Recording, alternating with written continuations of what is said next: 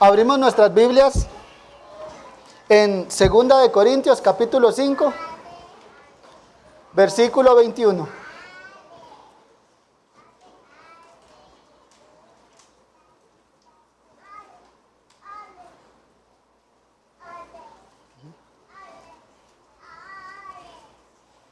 Segunda de Corintios 5, 21. Es el versículo que estábamos memorizando. Lo leo.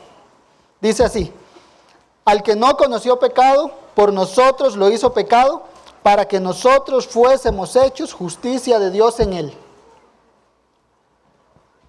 El título del sermón de esta tarde es El intercambio divino.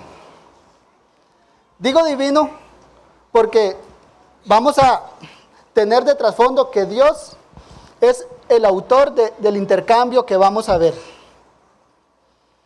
Si han escuchado en otras ocasiones sermones sobre este pasaje o leído comentarios bíblicos sobre el mismo, pueden haber notado eso mismo, que la temática que muchos otros hermanos han visto en este versículo es en la que Dios obró un intercambio entre Cristo y su pueblo. Pues como estamos viendo, esta no es la excepción. El Espíritu Santo ha dado testimonio a su iglesia de que en este versículo en particular, Dios nos quiere hablar del intercambio que Dios hizo entre el pecador y su perfecto Hijo Jesús. Antes de entrar en la materia de tal intercambio, es bueno hacer una breve introducción para entender el contexto en el que se da, el contexto en la historia de la redención en donde se da ese intercambio. Primero creo que debemos tener claro una cosa, que la Biblia nos habla de que hay un juicio.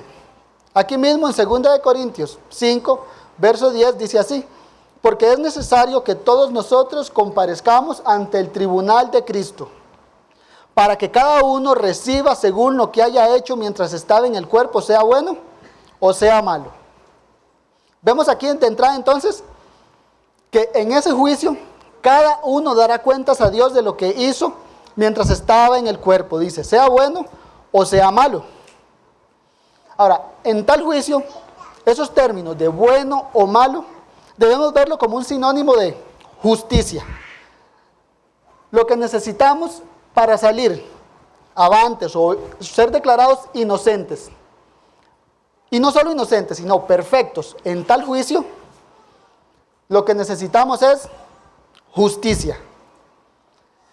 En Mateo 5:20, el Señor Jesucristo deja claro esto, al él decir lo siguiente: porque os digo que si vuestra justicia no fuere mayor que la de los escribas y de los fariseos, no entraréis en el reino de los cielos.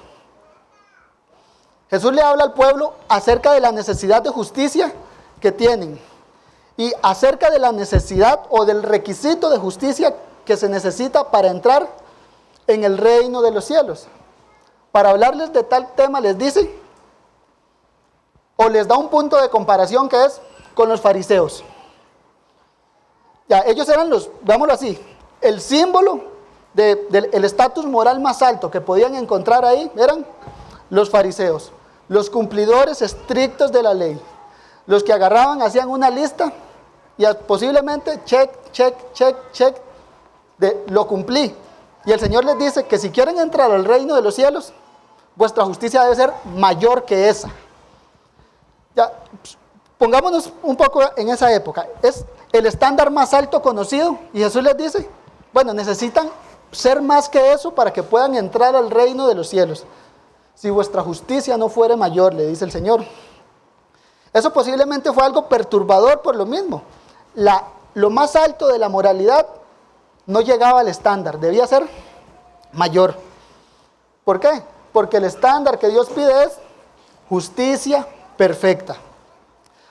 Salmo 15, versículos 1 y 2 dice así: Jehová, ¿quién habitará en tu tabernáculo? ¿Quién morará en tu santo monte?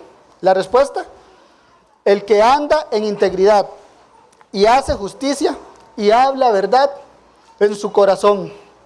El que no calumnia con su lengua ni hace mal a su prójimo, ni admite reproche alguno contra su vecino. Como leemos, ¿quién entrará? Dijo, el que hace justicia. Vámonos así, el perfecto. El estatus para entrar en el reino de Dios es perfección. Ahora, Pablo, en los versículos anteriores al que acabamos de leer, Pablo, él cuenta cómo Dios hizo eso.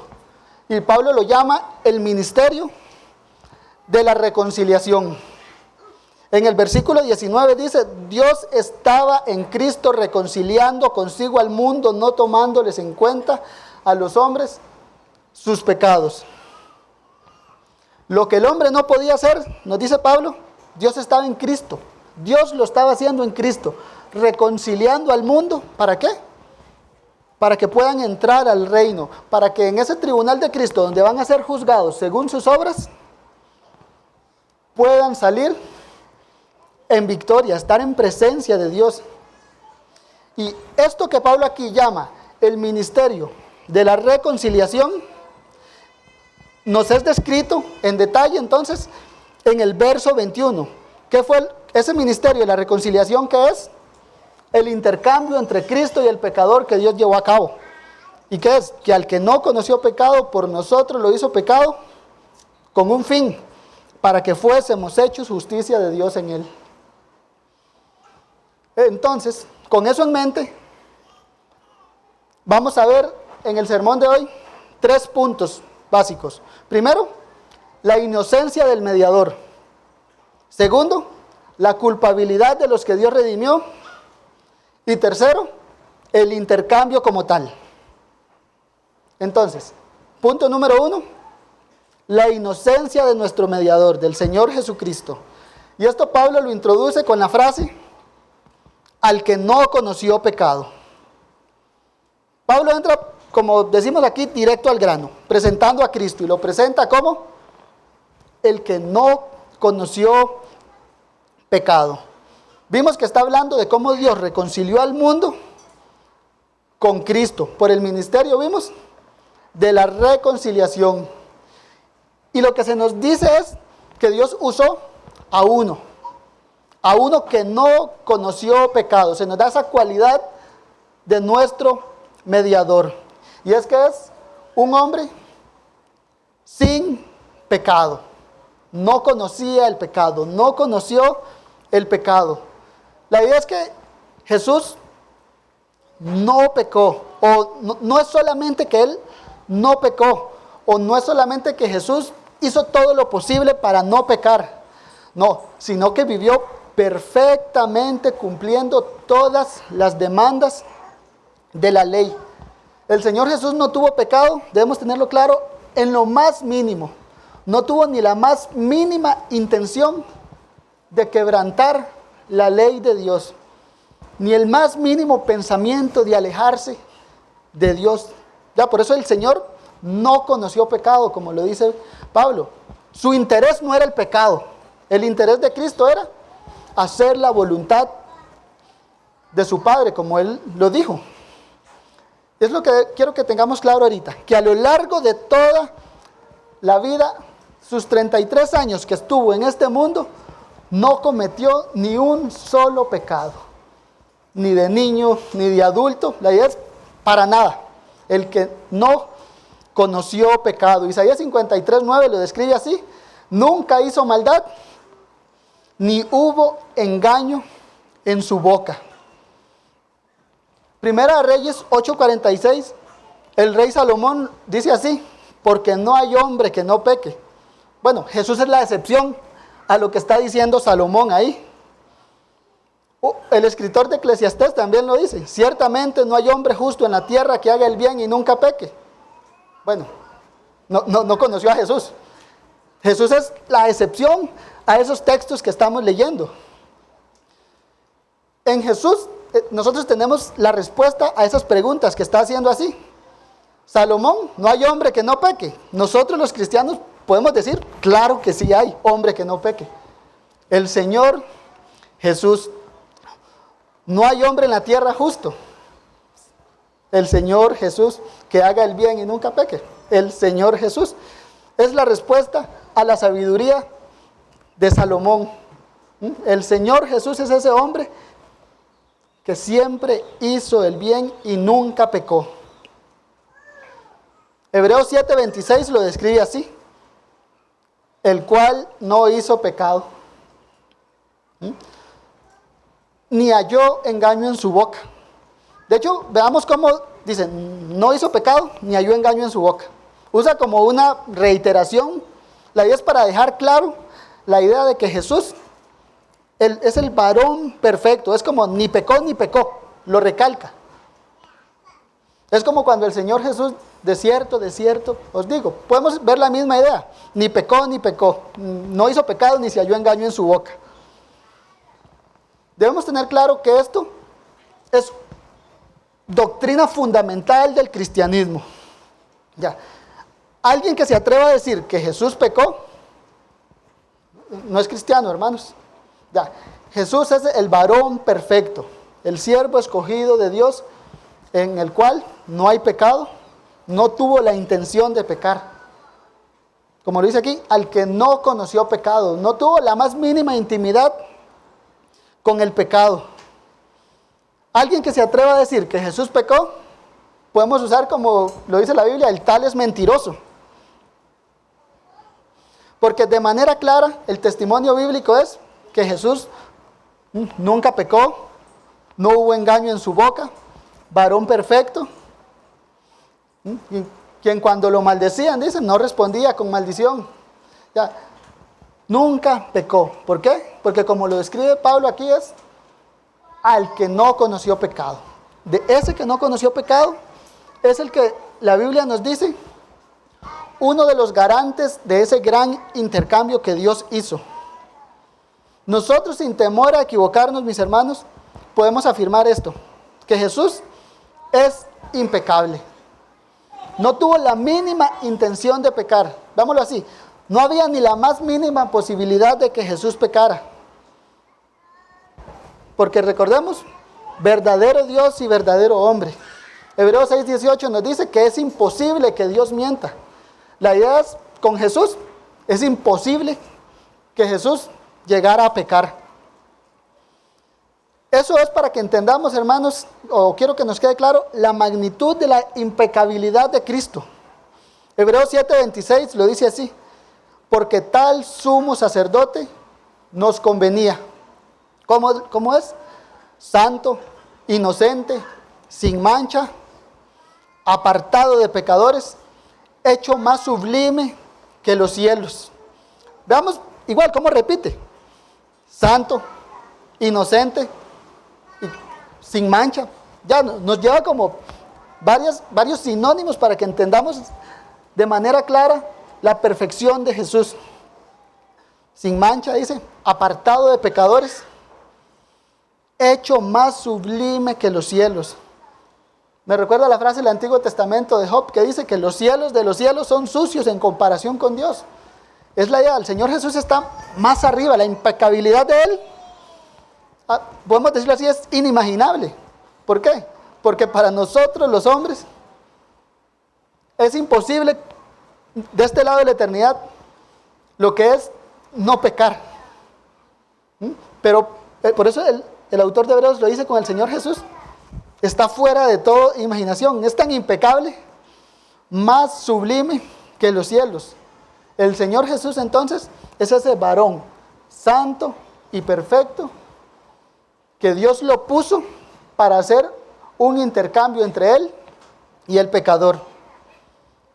Ahora bien, punto número 2, dice, la culpabilidad de los redimidos.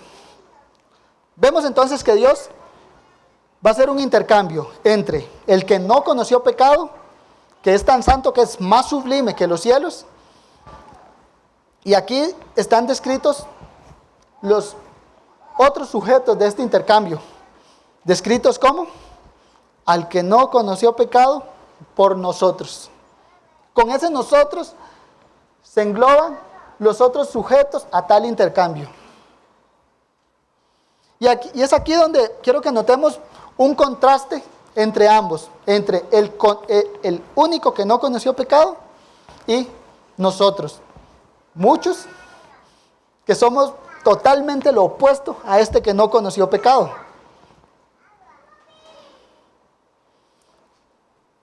Veámoslo así, hermanos. Si Jesús no conoció pecado, si Él no tuvo la más mínima intención con el pecado, eso a manera de contraste con nosotros, ya creo que nos dice mucho, porque es todo lo contrario. Nosotros, sin Cristo, hemos pecado hasta hastiarnos del pecado, nos hemos hundido hasta el fondo. Cristo es que vino y rescató a los cristianos, pero si Cristo no viene al pecador, ese pecador está hundido en el pecado, sin poder salir y sin querer salir de él. Nosotros podemos decirlo por experiencia propia, que nuestras vidas antes de Cristo eran un desastre constante. La constante en nuestras vidas era pecar, pecar y seguir pecando. Tito 3 lo dice así, hablando de esos nosotros también. Porque nosotros, dice, también éramos en otro tiempo insensatos, rebeldes, extraviados, esclavos de concupiscencias, diversos deleites, viviendo en malicia, envidia, aborrecibles y aborreciéndonos unos a otros. Veámoslo aquí. Si de Cristo se decía, como vimos en Hebreos, por tal sacerdote nos convenía, santo, sin mancha, apartado de pecadores, hecho más sublime que los cielos. Ya reiteraba varias veces, impecable. En cambio, de nosotros, los sujetos de ese intercambio se nos dice, insensatos, rebeldes, extraviados, esclavos de concupiscencias, viviendo en malicia, aborrecibles, aborreciéndonos unos a otros. Veamos lo que se decía del uno y lo que se dice de estos, nosotros. El mismo Pablo, en otros de sus escritos, nos cataloga como Romanos 5:8, débiles. Gálatas 4:3 nos cataloga, estábamos en esclavitud bajo los rudimentos del mundo. Por eso debemos ver estas descripciones de esos nosotros, del pecador como tal, hay una consecuencia y es merecedores de la ira de Dios. Efesios 2:3 lo dice así, entre los cuales todos nosotros vivimos en otro tiempo, en los deseos de nuestra carne, haciendo la voluntad de la carne y de los pensamientos, y éramos, ¿quiénes éramos? Nosotros, por naturaleza, hijos de ira, lo mismo que todos los demás. Esto que vemos es una clara muestra del entendimiento bíblico de lo que es la humanidad sin Cristo. El hombre como raza caída es totalmente opuesto al Señor Jesucristo. Si de Cristo se dice que nunca hubo pecado en su boca, como leímos anteriormente, Romanos 3:13, ¿qué dice del hombre sin Cristo? Sepulcro abierto es su garganta, con su lengua engañan. Veamos el gran contraste, mis hermanos. Si de Cristo afirmamos que era imposible que pecara, del pecador podemos afirmar que es imposible que deje de pecar. Inténtenlo por un día dejar de pecar. Es imposible para pecadores dejar de pecar. ¿Por qué? Como lo dice Génesis 6:5, que todo el designio de los pensamientos del corazón de ellos es de continuo y solamente mal. Si no cree, haga la prueba. Deje un día de pecar. No va a poder. ¿Por qué? Porque es nuestra naturaleza la que está inclinada a eso. Si Cristo no viene a nosotros y hace un cambio de naturaleza, el hombre está inclinado a solamente el mal. Y tal estado, cuando es contrastado con las demandas de la ley esas demandas de justicia perfecta, el pecador es visto como culpable. ¿Por qué? Porque no cumple el estándar de justicia perfecto, que es incluso más alto que lo de los escribas y fariseos, porque es perfección. Y en palabras de Pablo, todo hombre sin Cristo, o esos nosotros, como éramos, podemos decir, como lo dice Pablo en Romanos 1, 29 dice, atestados de toda injusticia, fornicación, perversidad, avaricia, maldad, llenos de envidia, homicidios, contiendas, engaños y malignidades, murmuradores, detractores, aborrecedores de Dios, injuriosos, soberbios, altivos, inventores de males, desobedientes a los padres, necios, desleales, sin afecto natural, implacables, sin misericordia, quienes habiendo, pongamos atención, entendido el juicio de Dios, que los que practican tales cosas son dignos de muerte, no solo las hacen, sino que también se complacen con los que las practican. Podemos ver eso como un resumen de ese nosotros. Uno es el santo, el que no conoció pecado, y los otros sujetos de ese intercambio, ese, nosotros como pecadores dignos de muerte.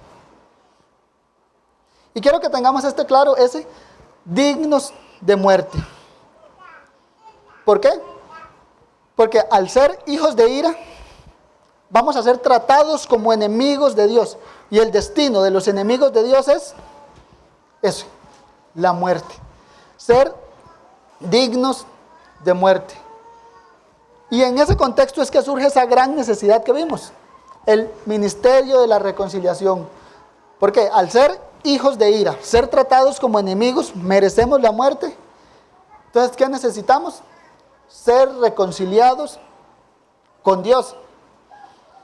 Y ahora entremos entonces al tercer punto para ver cómo, ya en más detalle, cómo el Señor nos reconcilia con Dios, o cómo Dios llevó esa reconciliación a cabo, haciendo un intercambio entre el perfecto, a ese que no conoció pecado, y los imperfectos, todo lo opuesto al perfecto, descritos como nosotros. Ahora, veamos este intercambio de dos maneras. Primero, lo que le ocurrió al primer sujeto. ¿A cuál? Al Señor Jesús. A ese que no conoció pecado. ¿Qué le pasó a tal? Leamos. Al que no conoció pecado, por nosotros lo hizo pecado. El Señor Jesús fue hecho pecado. Jesús, a quien vimos, es el hombre perfecto, el que no se desvió ni la más mínima, ni a la derecha ni a la izquierda de la ley de Dios, de quien afirmamos que era imposible pecar. Se nos dice aquí que Dios lo hizo pecado. En estas palabras puedo ver, hermanos, como tal profundidad que hasta uno llega a sentirse como inútil al ver se hizo pecado. ¿Cómo uno expresa esa idea? Veamos que Pablo, bajo inspiración del Espíritu Santo, deja esto para el consuelo de su iglesia. ¿Para qué? Para que entendamos esto, que al que no conoció pecado, Dios lo hizo pecado con un propósito: salvarnos a nosotros. Pero antes de llegar a este punto, meditemos en esto. Fue hecho pecado por nosotros. ¿Qué significa eso? Que Dios lo hizo pecado.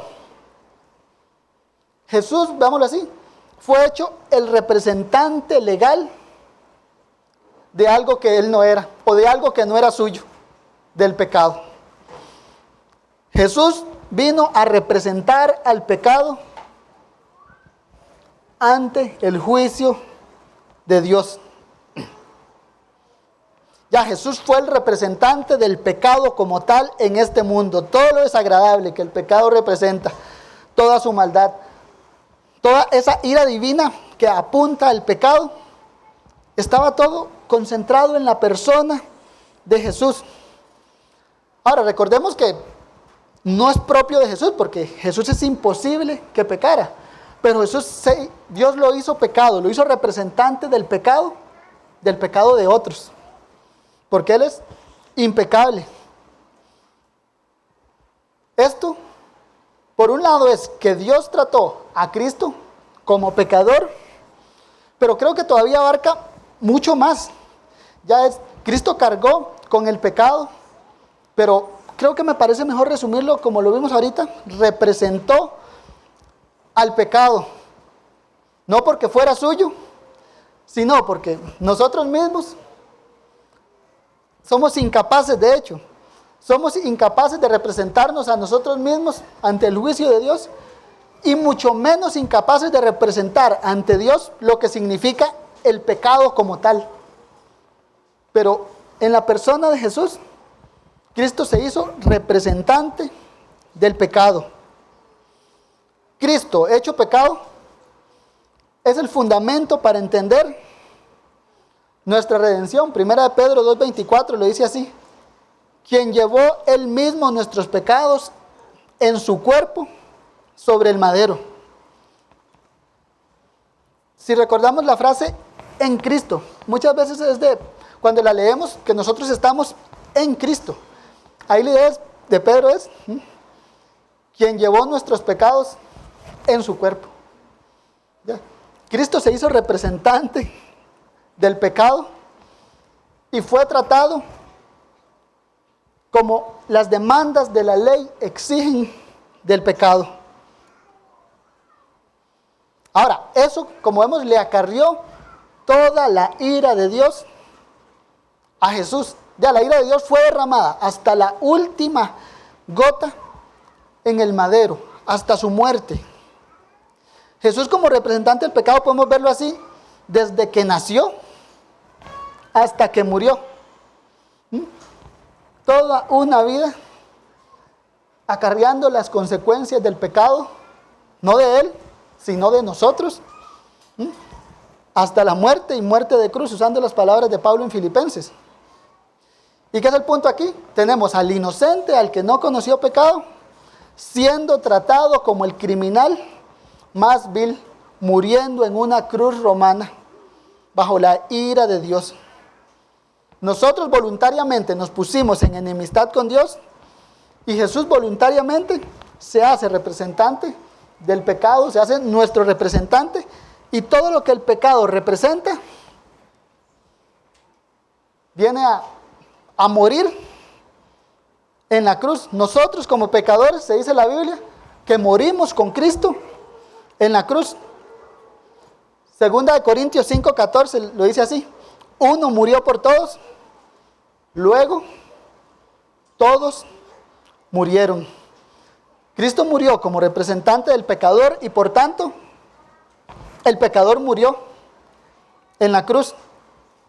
Y ahora veámoslo, eso mismo aplicado a Cristo muriendo, veámoslo así, como hecho pecado. No solo es que el pecador es declarado muerto, sino que el mismo pecado es declarado muerto en la cruz. Romanos 8:3 lo dice así: Dios, enviando a su Hijo en semejanza de carne de pecado, y a causa del pecado, pongamos atención, condenó al pecado en la carne. ¿Qué dice? Condenó al pecado. El pecado fue condenado en la cruz. Veámoslo así: hace 2000 años, la calavera o el Gólgata es como un estandarte que dice: aquí murió el pecado, aquí yace el pecado. Hebreos 9:26 lo dice así, hablando del Señor Jesús: se ha manifestado para destruir el pecado por el sacrificio de sí mismo. Entonces veamos en esto. En la primera parte de este intercambio es que al que no conoció pecado, dice, fue hecho pecado. Y que él fuera hecho pecado trae como consecuencia que el pecado muere. El pecador es tomado como muerto bajo el juicio de Dios, porque su representante murió verdaderamente bajo el juicio de Dios. Ahora, ¿con qué propósito? Es la segunda parte del intercambio. ¿Para qué? Al que no conoció pecado, entonces ¿qué le pasó? Dios lo hizo pecado. ¿Con qué fin? Para que nosotros, ya vimos bien cómo se nos describe a esos nosotros, fuésemos hechos justicia de Dios en Él. Ya, Jesús fue hecho legalmente ante el juzgado divino como representante de algo que no era, del pecado. Con nosotros mismos ocurrió algo similar, mis hermanos. ¿Por qué? Porque Cristo fue hecho pecado ante el juzgado divino con un fin, para que nosotros fuésemos hechos justicia de Dios en Él. Quiero que brevemente, para tener clara la idea, definamos justicia. Entendámoslo como justicia, algo justo, es algo que es conforme a una medida. Imaginémonos cuando, no sé, alguien de nosotros va a comprar ropa y, ok, esta ropa es justo a su medida. Dámoslo así, como cumple un estándar, es justo, es conforme a un estándar. O, no sé, igual con el ejemplo de la ropa, le dicen, es justo para usted, es justo lo que andaba buscando. Es como cumplir las expectativas de lo que andaba buscando, conforme a una medida. Esa es la idea de la justicia, mis hermanos. En el sentido bíblico, entonces, justicia es lo que es conforme al estándar de la voluntad de Dios. ¿Qué es lo que Dios anda buscando? Justicia, hombres justos. Y Jesús, al ser sin pecado, es el que cumple con la medida de la justicia divina, que es perfección. Y esto se ve reflejado en las demandas de la ley. Romanos 7:12 lo dice así: de manera que la ley a la verdad es santa y el mandamiento santo, justo y bueno. Veámoslo así. Entonces, el mandamiento del Señor es justo, cumple con las expectativas divinas. ¿Y por qué cumple? Porque la ley es la voluntad de Dios. Dios es conforme a sí mismo, no hay un estándar más alto. Pero para nosotros tenemos esa medida que es mucho más alta que nosotros, que es la justicia. Y en ese intercambio es que se nos enseña eso, que nosotros fuimos hechos justicia de Dios en Cristo. ¿Y cómo entendemos eso? Como si nosotros hubiésemos cumplido perfectamente las demandas de la ley. Así como a Cristo se le hizo pecado y se le trató como tal, nosotros, hechos justicia, es hechos como si hubiéramos cumplido cada mínimo detalle de la ley, y se nos trata como tales, como cumplidores de la ley en Él. No perdamos de vista ese en Él.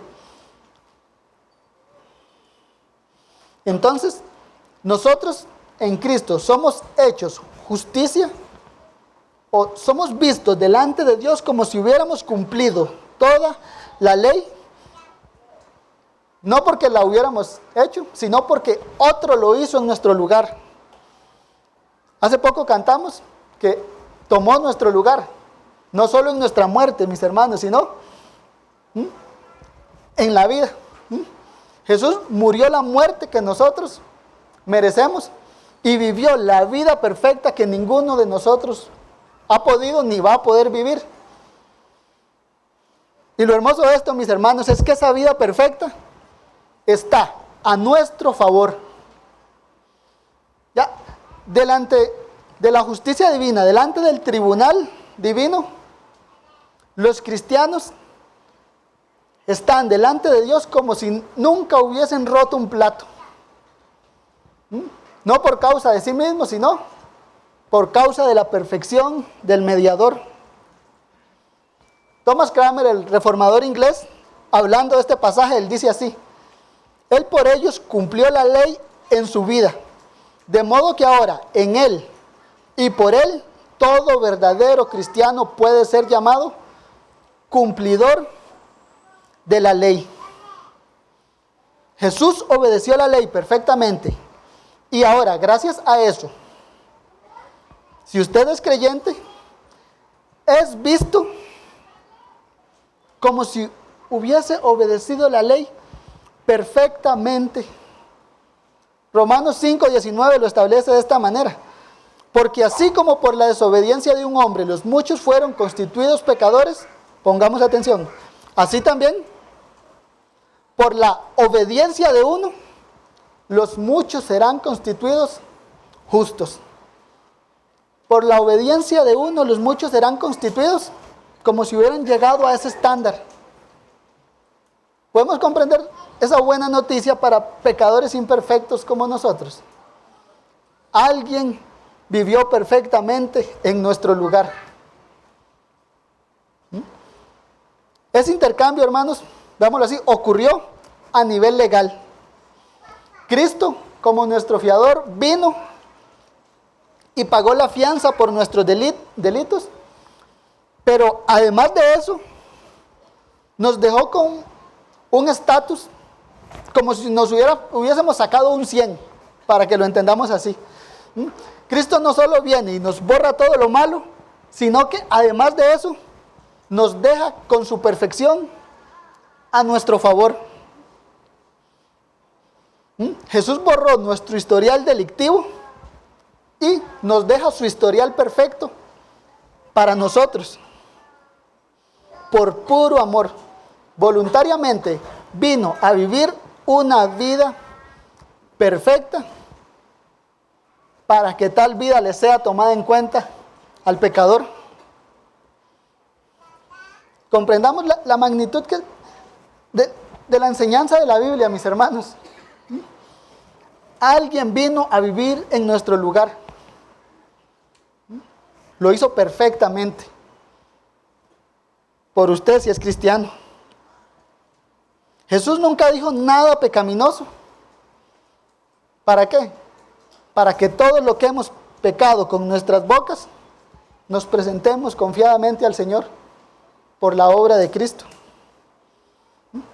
Jesús honró a su Padre para que hijos rebeldes como los que estamos aquí fuéramos reconciliados con Dios. Jesús ayudó al necesitado en nuestro lugar para que egoístas como nosotros tuviéramos entrada al trono de la gracia. Nunca robó para que ladrones como nosotros fuéramos objetos del agrado divino. Spurgeon, comentando este pasaje, lo dijo así: la justicia que Jesús obró fue puesta en la cuenta del culpable, que no la había realizado, de manera que el culpable es considerado como justo. Aquellos que por naturaleza son culpables ahora son considerados como justos, mientras que él, que por su naturaleza no conoció pecado, fue tratado como culpable. Horacio Bonner, un pastor presbiteriano, también lo dijo así: la transacción es real entre el pecador y Dios y conlleva todas las consecuencias legales, como si el pecador realmente hubiera pagado sus propias deudas y obtenido una absolución judicial de todas las deudas posteriores. Un recibo completo de aquel a quien se le debía la gran deuda. Lo podemos resumir en la frase del Antiguo Testamento de Jonás, que dice que la salvación es de Jehová. ¿Con qué contribuyó el pecador? En nada. Cristo vino y vivió una vida perfecta en lugar de la nuestra, y vino y murió la muerte que todos nosotros merecemos, mis estimados. Lo que uno puede decir es, de verdad, gloria a Dios por el Señor Jesús. ¿Por qué? Porque lo hizo perfecto en mi lugar. Hasta aquí la exposición del texto. Ahora vamos a ver dos breves aplicaciones. Primero, quiero que nos enfoquemos en esto, en la justicia de Cristo como antídoto contra la justicia propia. el confiar en nuestras obras, podemos decirlo así, como para sentirnos aceptos ante Dios, es una lucha constante que todos nosotros tenemos. No hay cristiano que no experimente eso. Es innegable que hay días en los que nosotros nos sentimos más cristianos que otros días. Veámoslo así. Vengo un día, me levanto, tengo un buen momento de oración. Supongamos que voy camino al trabajo, puedo compartir el evangelio con varias personas. Todavía en el trabajo voy y le comparto el evangelio a mi jefe. Vengo de vuelta a la casa, comparto el evangelio de camino. Vengo a mi casa, tengo un tiempo devocional buenísimo, comparto el evangelio con mi esposa, mis hijos, con mis vecinos. Y ese día uno se siente, wow. Y viene el otro día, todo lo contrario.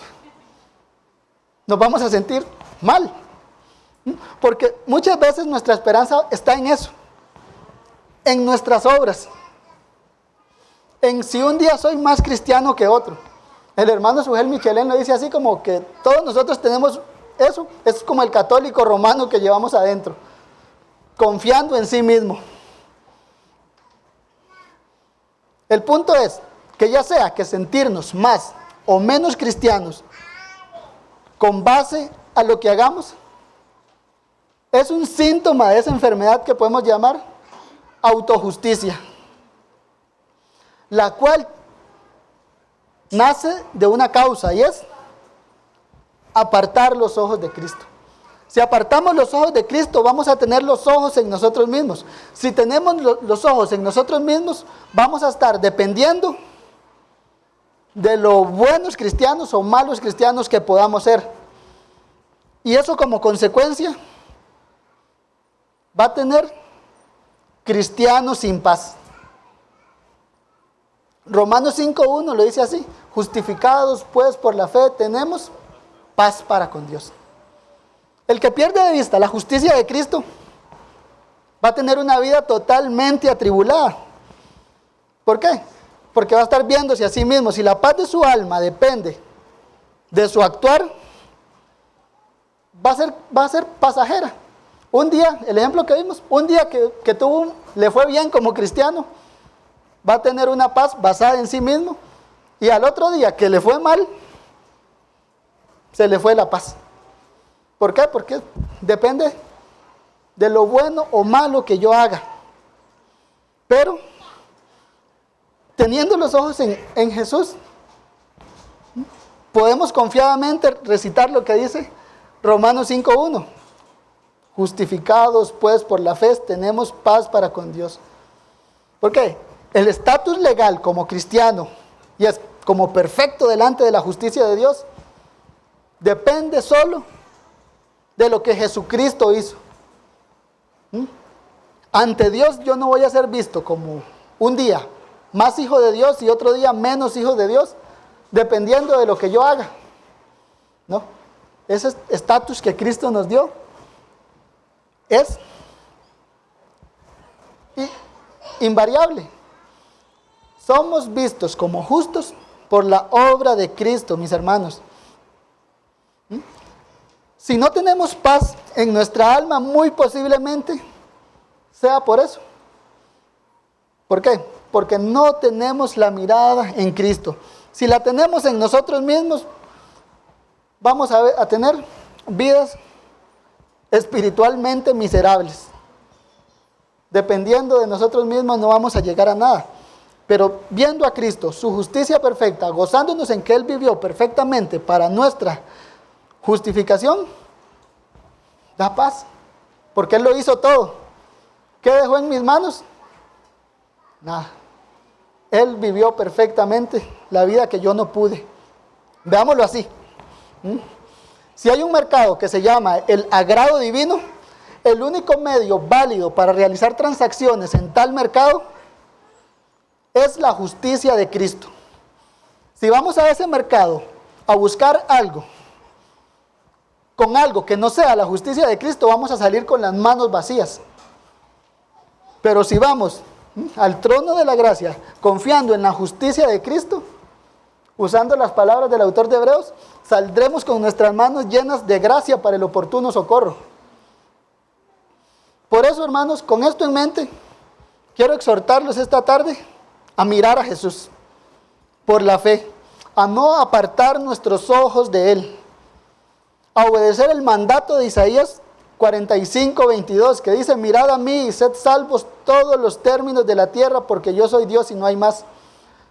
O como el autor de la carta a los Hebreos, que nos dice: corramos con paciencia la carrera que tenemos por delante. ¿Cómo? Puesto los ojos en Jesús, el autor y consumador de la fe, el cual se sentó a la diestra del trono de Dios. Nada más preguntémonos cómo está la paz de nuestra alma hoy. Y esa respuesta va a ser un indicativo de a dónde tenemos nuestra mirada. Si en Jesús, el que es el príncipe de paz, o en lo que yo hago. Ahí vamos a ver cómo está, veámoslo así, nuestro medidor de paz.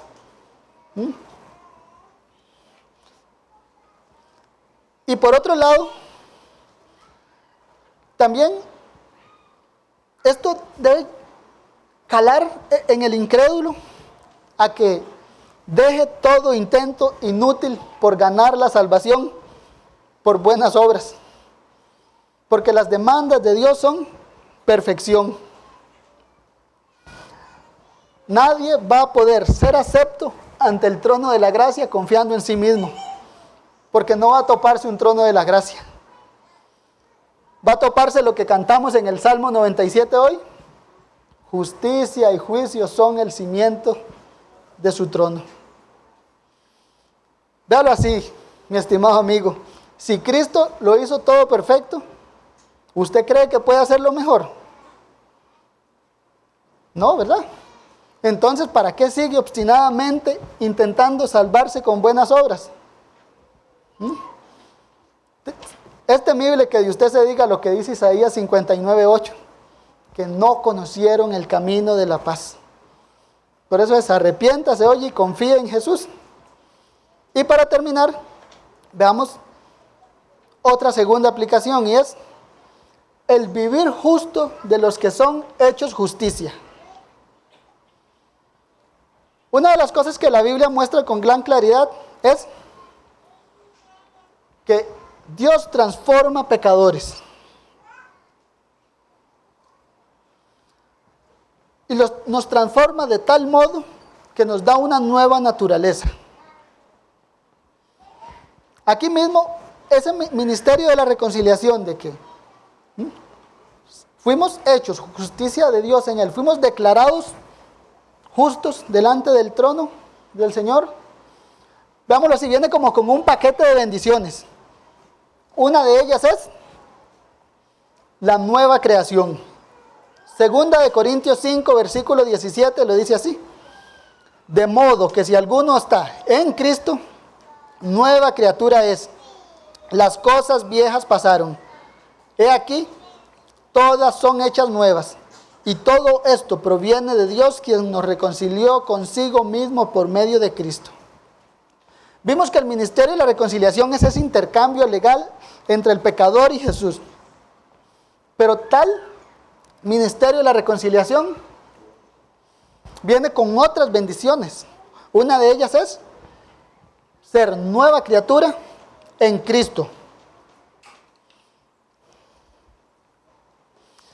Ahora, el punto es que esta transformación, ese ser hecho nuevas criaturas, viene con evidencias visibles, que son frutos de justicia. Filipenses 1:11, el apóstol Pablo, podemos decirlo así, representa o habla de la iglesia, habla de los creyentes como un árbol que da fruto. Y tal árbol dice que es, Filipenses 1:11, llenos de frutos de justicia que son por medio de Jesucristo para gloria y alabanza de Dios. El profeta Isaías en el capítulo 51, verso 3, hablando de la redención del Mesías, también lo dice así.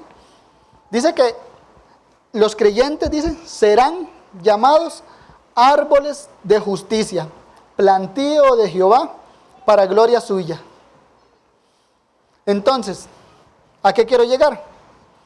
Nosotros sabiendo de la imputación de la justicia de Cristo para nosotros y sabiendo que eso venía acompañado de otras bendiciones como del el cambio de naturaleza que Dios hace en nosotros, entonces quiero que entendamos que eso se debe ver reflejado en nosotros, en que nos comportemos como cristianos, conforme a los mandatos del Señor. Dios no solo a nosotros los creyentes nos manda a obedecer su palabra, sino que además en su gracia nos da una nueva naturaleza para que ya no esté inclinada a, como leímos en Génesis, al continuo y solamente mal, sino que la naturaleza del cristiano está inclinada también a hacer la voluntad del Señor. Pablo en Efesios 4:28 lo dice así, exhortando a esa congregación ¿a qué? A que vivan de acorde a la nueva creación. ¿Cómo lo dice? El que hurtaba, no hurte más, sino trabaje. ¿Cómo? Haciendo con sus manos lo que es bueno. ¿Y qué es lo que es bueno? Recordamos Romanos 7:12, el mandamiento santo, justo y bueno, para que tenga que compartir con el que padece necesidad. Ahora eso podemos aplicarlo a muchas áreas de nuestras vidas, mis hermanos, y cada uno sabe eso, en qué área debe actuar. Pablo aquí dice, al que hurtaba ya no hurte más. Nosotros, cada uno se conoce a sí mismo y sabe en dónde debe comportarse como cristiano. Ejemplos, el que está aquí entre nosotros, que antes en el mundo odiaba el matrimonio, ahora como creyente, téngalo en alta estima, cásese, alégrese cuando otros se casan, deje la envidia. Los que pensaban vivir solos, sin hijos o con perros, ahora dentro del matrimonio, obedezcan al Señor y fructifíquense, multipliquen, gócense con los que tienen hijos. Los que antes en el mundo querían atesorar bienes para sí mismos, ahora como nueva creación en Cristo, den frutos de justicia y den con liberalidad. Tengan la prioridad de primeramente el reino de Dios y su justicia, y todo lo demás va a ser añadido. Los que antes en el mundo eran evangelistas de X movimientos, era porque aquí entre nosotros, antes éramos pecadores. ¿Y qué éramos? Algunos eran, no sé, ecologistas, veganos, drogadictos, eran evangelistas de lo que sea. Ahora, como cristianos, bueno, anuncien las virtudes de aquel que los llamó de las tinieblas a su luz admirable.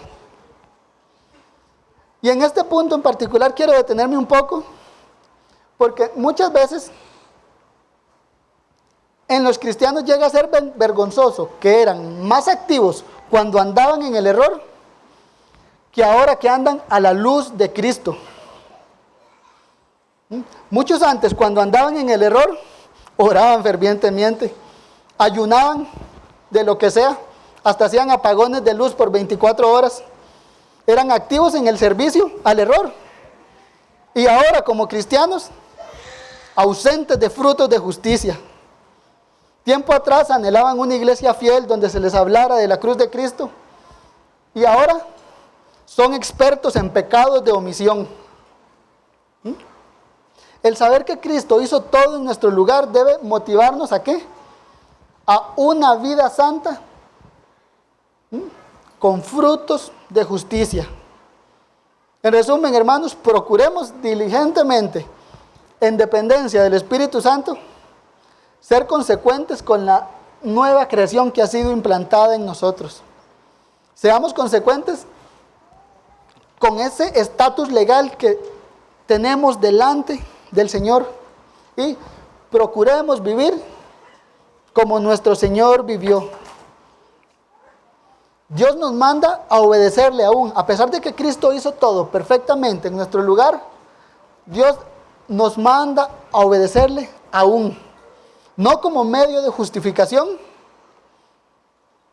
pero sí porque somos ovejas de su prado y obedecemos a nuestro pastor para ser testigos de este ministerio de la reconciliación.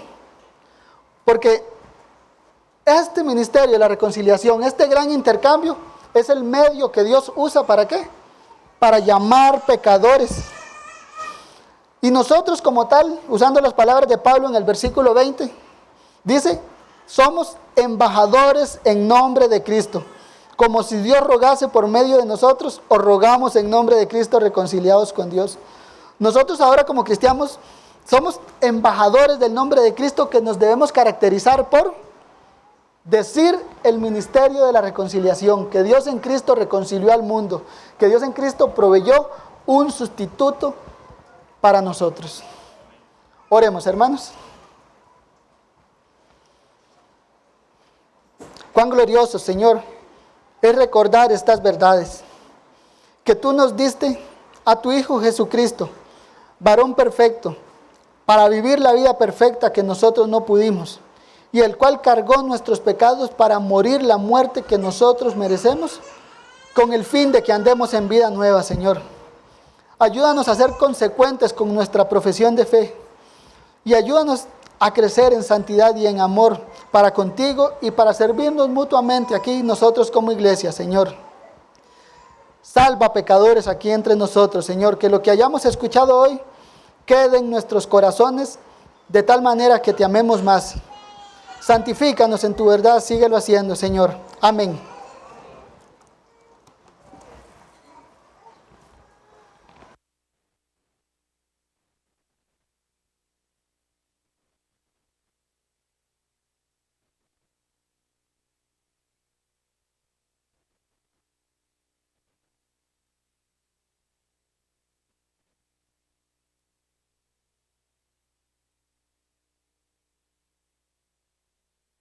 Gracias a Dios por su palabra. Gracias por Jesucristo, que se dio por los suyos.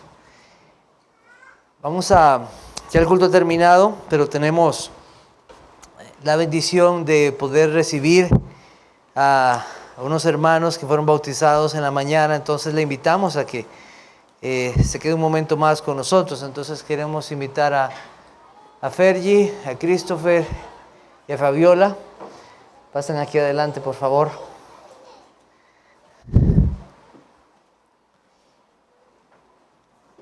Para aquellos que nos visitan, queremos decirles que esta iglesia, gracias.